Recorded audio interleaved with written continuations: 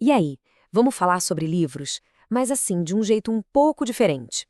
Já paramos para pensar no que um livro significa de verdade? Nessa nossa análise, a gente vai mergulhar no poder simbólico desse objeto, desde umas raízes bem místicas até a jornada fascinante e única que ele teve aqui no Brasil. Pode parecer uma pergunta simples, né? Mas a resposta, olha, leva a gente para uma viagem pela história e pela cultura, que é muito mais complexa e interessante do que a gente imagina. Pois é, o simbolismo de um livro vai muito, mas muito além da sua forma física. Ele não é só um lugar para guardar sabedoria. Para muitas culturas, ele é visto como um portal mesmo, sabe? Um portal para outras ideias, outros mundos e, em alguns casos, até para o divino. A nossa exploração começa com uma ideia poderosíssima que atravessa várias civilizações: a de que o livro é ele mesmo um símbolo para o próprio universo.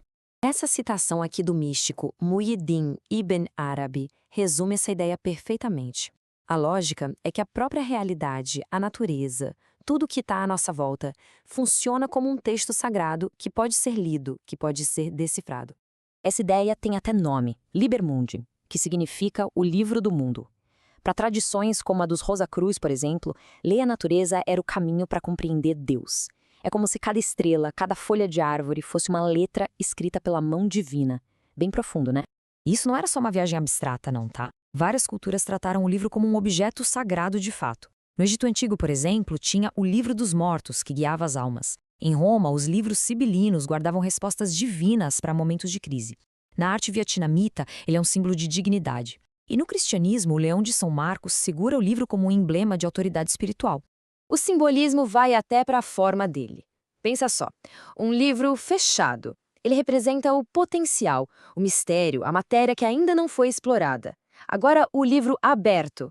Aí a história é outra. Ele simboliza a revelação, o conhecimento que está sendo compartilhado, aquela comunhão que acontece entre quem escreveu e quem está lendo. Tá, mas e no Brasil? Como é que toda essa simbologia universal se manifestou por aqui? Bom, a jornada do livro no nosso país é uma história única, viu? Marcada por proibições, por muita luta e, finalmente, por um triunfo. E essa jornada foi difícil pra caramba. Durante séculos, era simplesmente proibido imprimir livros por aqui, ordem da coroa portuguesa. A grande virada só veio em 1808, com a chegada da imprensa régia. Décadas depois, em 1897, Machado de Assis vai lá e funda a ABL, para dar um status para a nossa literatura. E aí, nos anos 20, chega Monteiro Lobato e vira o jogo completamente no mercado editorial. E para entender essa história direito, a gente precisa olhar de perto para duas figuras centrais, dois verdadeiros arquitetos da nossa identidade literária, e cada um deles tinha uma missão fundamental. Primeiro, Machado de Assis. Ele não foi só um escritor genial. Ele foi o cara que resolveu o primeiro grande desafio do livro no Brasil, o desafio do prestígio. Foi ele que deu para nossa literatura a seriedade e a profundidade que a colocaram no mapa do mundo. Ele nos deu obras-primas que dialogam com o mundo todo, mas o legado dele vai muito além. Ao fundar e presidir a Academia Brasileira de Letras, o Machado criou uma instituição para cultivar e proteger a nossa língua e a nossa cultura. E se o Machado foi o arquiteto da alma, o Lobato foi o engenheiro da distribuição. Com o problema do prestígio resolvido, ele foi atacar o segundo desafio, o do acesso. A missão dele era prática, fazer o livro sair das mãos da elite e chegar nas mãos de todo o povo brasileiro. O que o Lobato fez foi uma revolução. Ele criou a primeira grande editora do país e teve uma sacada genial. Montou uma rede de distribuição que usava os correios, farmácias, armazéns, onde desse. E claro, com o Sítio do Pica-Pau Amarelo, ele não só mudou a literatura infantil para sempre, mas ele formou gerações e gerações de leitores apaixonados. Todo esse esforço pioneiro desses caras deixou um legado profundo. Mas e hoje em dia? Como é que essa herança é celebrada e se mantém viva?